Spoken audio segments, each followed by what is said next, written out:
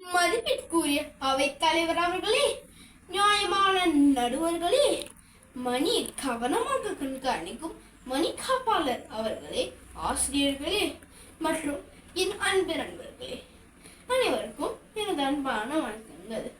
இன்று நாம் பேசவிருக்கும் தலைப்பு இசைஞானியர் பற்றியது. அன்னையும் பிதாவும் முன்னறி தெய்வம் என்று நம் முன்னோர்கள் கூறியுள்ளனர். ஒரு குழந்தையின் வாழ்வை வடிவமைப்பதில் தாயின் பங்கு மிகவும் முக்கியமானது. அத்தகைய சிறந்த தாய்மார்களில் ஒருவராக விளங்கியவர் இசைஞானியார். இசைஞானியார் அவர்கள் 63 நாயன்மார்களின் வரிசையில் இடம்பெற்ற பெருமைக்குரியவர். மேலும் சிவபெருமானின் அருளை பெற்ற சுந்தரமூர்த்தி நாயனார் தாயாரும் ஆவார். சுந்தரமூர்த்தி நாயனார் சிறு வயதிலிருந்தே சிவபக்தியில் சிறந்து விளங்கியதற்கு அவரது தாயாரின் வளர்ப்பே முக்கிய காரணமாகும். சுந்தரமூர்த்தி நாயனாரை சைவ சமய பணிக்காக இறைவன் தேர்ந்தெடுத்தார்.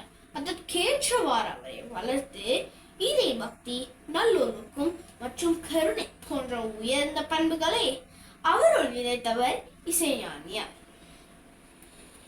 சுந்தரமூர்த்தி நாயனாரே தனது தாயாரை இசைஞானி காதலன் அடியாருக்கும் அடியேன் என்று போற்றி பாடியுள்ளார்.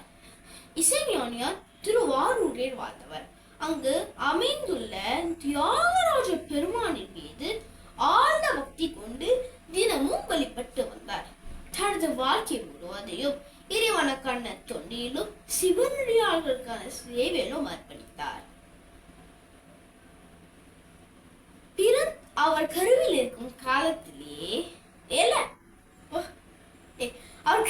இருக்கும் காலத்திலே தனது குழந்தைக்கு சிவன் நாமங்களையும் சிவபெருமானின் மகிமைகளையும் எடுத்துரைத்ததாக புராணங்கள் கூறுகின்றன. பிறந்த பின்னரும் சுந்தருக்கு இறை நெறியும் ஒழுக்க நெறியும் தொடர்ந்து போதித்தார்.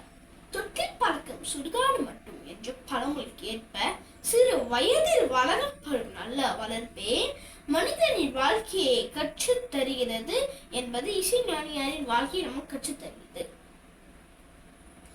அவர் தனது மகனை பெற்றெடுத்ததோடு மட்டுமல்லாமல் சமூகத்திற்கு பயன்படும் ஒரு சிறந்த சிவபக்தராக உருவாக்கினார். சிவபெருமானின் தொண்டர்களுக்கு உதவி